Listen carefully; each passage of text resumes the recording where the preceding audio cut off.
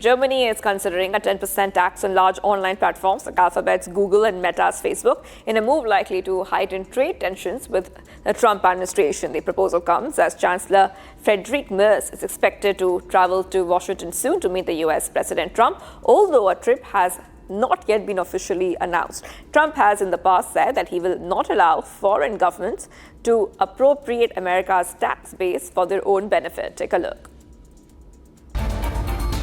Germany is still considering a 10% digital tax on major US technology companies despite the risk of escalating trade tensions with the United States.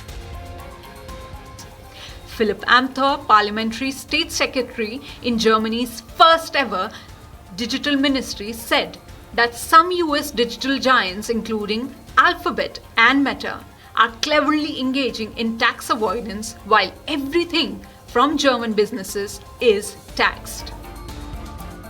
Calling the situation a question of tax justice, he said a fairer system needs to be put forward in the country, even across the whole Europe, to address the tax avoidance by the American tech corporations. Meanwhile, Germany's Media and Culture Commissioner Wolfram Wemmer said that the government was drafting a proposal for the digital tax and would negotiate with large US digital platforms. He stressed that Germany is becoming extremely dependent on the US technological infrastructure, which is worrying, and therefore changes must be made.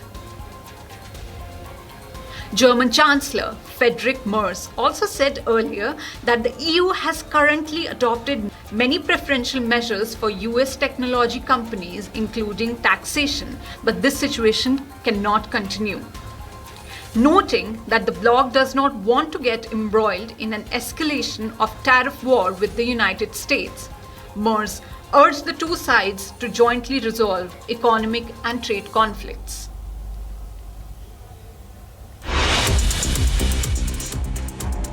Purchasing Managers Index for China's manufacturing sector comes in at 49.5 in May, up to 0.5 percentage points from April, indicating an improvement in the industry's prosperity level and stabilization in economic operation. Showed official data released on Saturday. PMI, a measure of economic activity based on survey data from firms regarding factors like production, new orders and inventories, is commonly viewed as a benchmark for the health of the manufacturing sector. The production index went up 0.9 percentage points to 50.7% in May, rising above the threshold, representing an acceleration in production activities of manufacturing enterprises, showed data released by the China Federation of Logistics and Purchasing and the National Bureau of Statistics Service Center.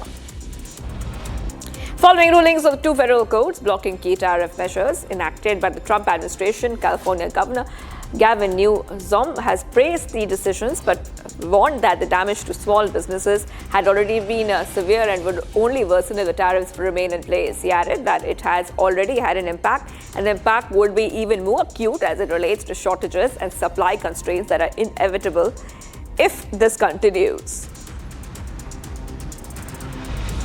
US President Trump said that he plans to increase tariffs and important all the steel and aluminium to 50% for 25%, ratcheting up pressure on global steel producers and deepening his trade war. We're going to be imposing a 25% increase. We are going to bring it from 25% to 50%. Tariffs on steel into the United States of America, which will even further secure the steel industry in the United States, he said at a rally in Pennsylvania.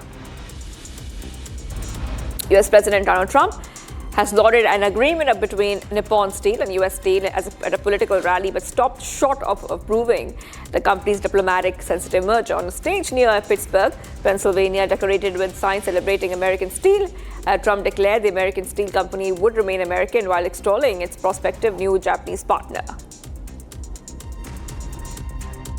Well, you'll see. But I have to approve the final deal with Nippon, and we haven't seen that final deal yet. But they've made a very big commitment, and it's a very big investment. It's the largest investment in the history of the state of Pennsylvania in any deal, not just steel. And it's thousands of steel workers, and not only there, all throughout the country.